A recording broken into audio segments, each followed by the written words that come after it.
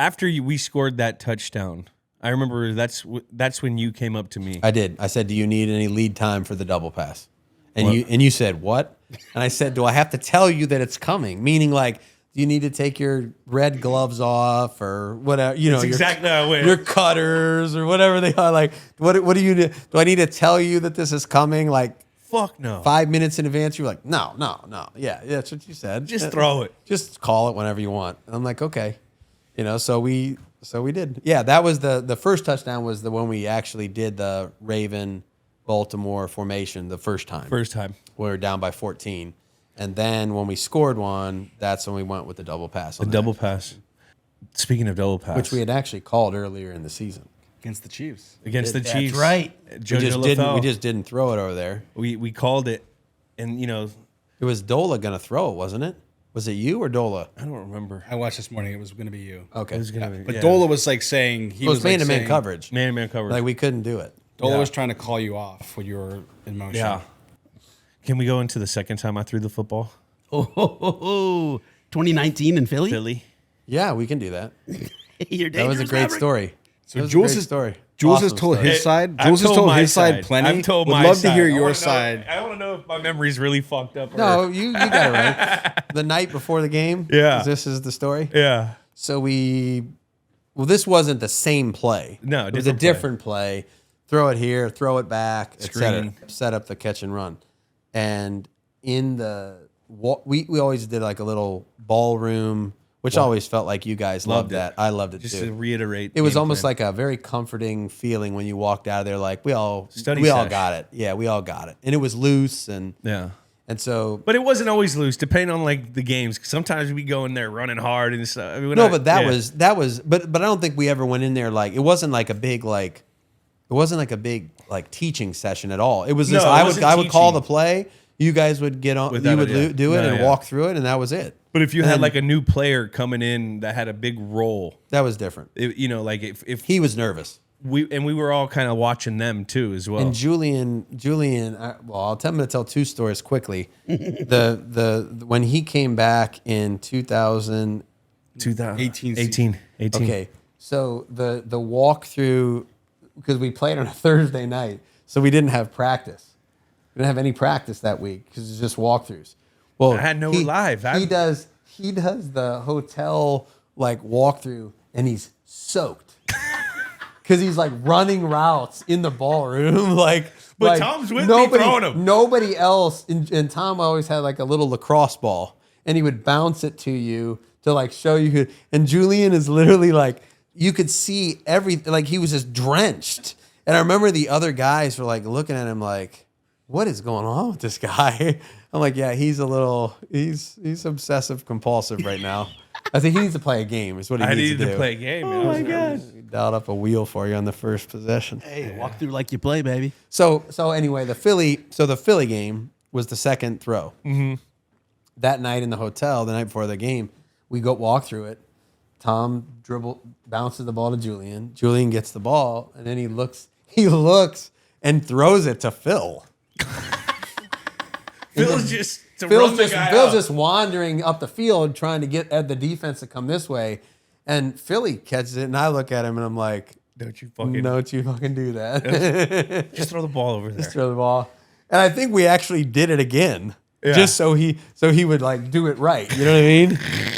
And then we get in the game, and he gets the ball, and he looks down the field, and Philly's open, and then he lets it go, and I'm just like, and then he caught it, and I'm like, I don't know. Those are the ones as coaches where you're just like, that's a hell of a play. Thing is, if I would have flipped my hips, guy was in my face. I would have got. You did get drilled. I got drilled. You got drilled. I come running off. When I come running off, you go, you're fucking dangerous. You are dangerous. I did. You're dangerous. But that was awesome. I remember because you were the only one that threw a touchdown pass that game. Oh yeah. So I remember like and then he would come in the next day and he would put ice. He would have his shoulder wrapped in ice in the team meeting room, and he would sit in the front, I gotta. I'd always come in like the last person to come in too. Always. And Brady would just be like, I'm like, Coach, you got the door. Don't worry. Jim, you got that ice. Gotta take care of that. Sometimes I have the training staff come and ice me in front of everyone. Looking like you just threw a complete game shutout, bro.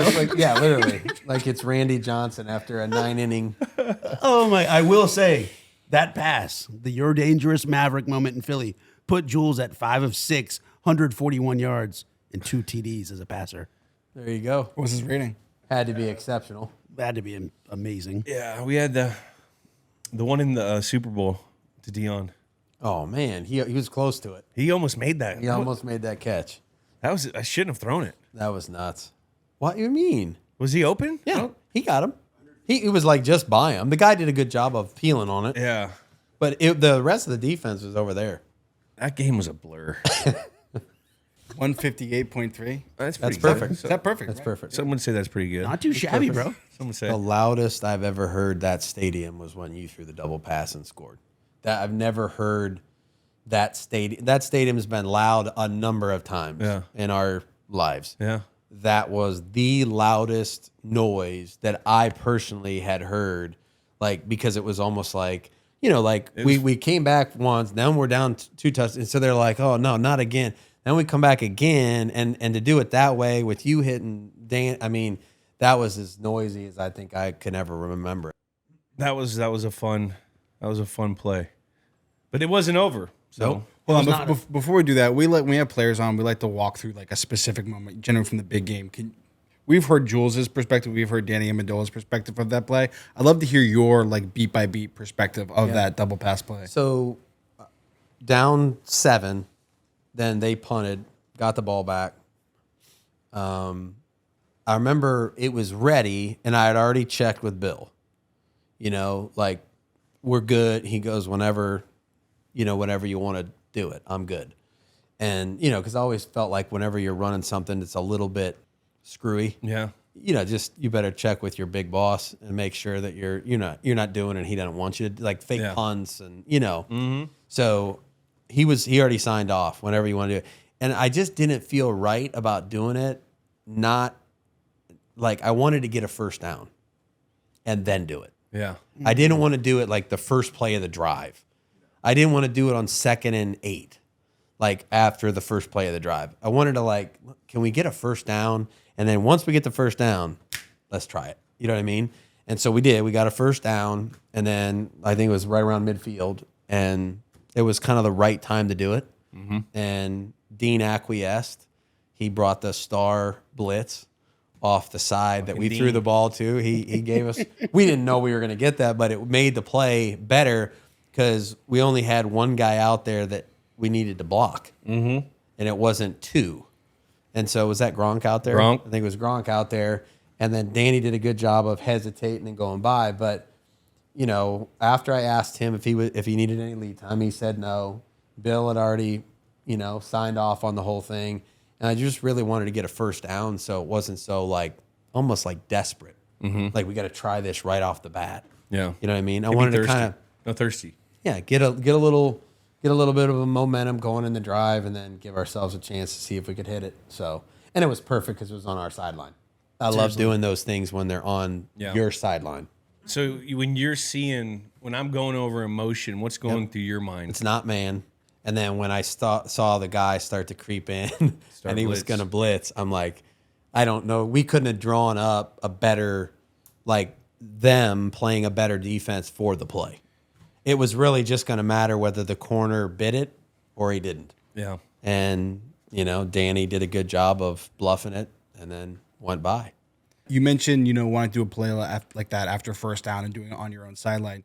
These little details, is that to factor in with your play calling? Is that innate? Is that something with reps? Where do you pick up those little details when it comes into your craft of play calling? I think it's just probably experience, I think when you're coming off the sideline and the defense is kind of ready for almost anything, I don't think that's a great time to spring your craziest play on them all the time. I think it's almost like you run a play, you run a second play, oh, you got a first down. So they're kind of all right, they're just driving the ball. They're just trying to do the same stuff they've been doing, throwing the ball here, dink and dunk, which is what I wanted them to be thinking. Yeah. And we get a first down and we're into a drive. The defensive coordinator, he knows we're not going fast. He's into his drive now. You know what I mean?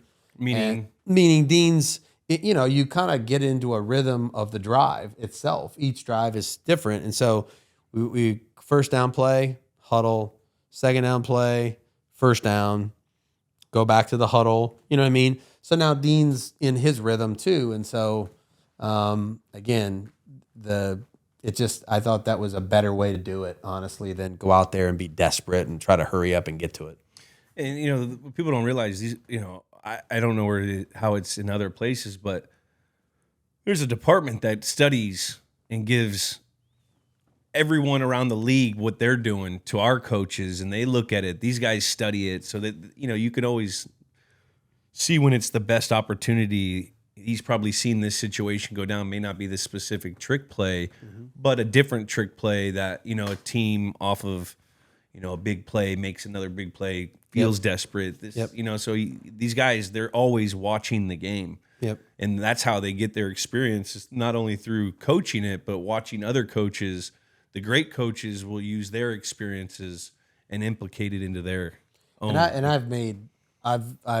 I've called enough plays Yeah. and made enough mistakes when I was younger, to like, all right, well, that sucked. You know what I mean? Like, that totally wasn't the right time to do that, and I think learning through your failings as you're going is a helpful thing. So you have a little bit of wisdom, after you've put enough pelts on the wall. Yeah. Where now you kind of know, like, I remember not to do that because of this game, and I tried it and it backfired. And the other thing I would say about this is, and you would attest to this, we practiced those things and we didn't act like they were like so special that it was like impossible for us to succeed at them. I treated those things like almost like a play action pass. Yeah. Like a flea flicker or a double pass. Like, if you rep it enough, what's the difference? Like, other than the ball handling and but I trusted you enough, and we'd repped it enough where I was like, I didn't call it and go like this. Yeah. Like, what's going to happen? I called it going, as long as the defense is going to give it to us. I've seen us execute this many times. Look at it. He's got this smile like, yeah, tell him how many times I hit it in practice. I think I overthrew him 3 or 4 times. Shitty in practice. You wear your gloves too, right? Yeah, Yeah, he did.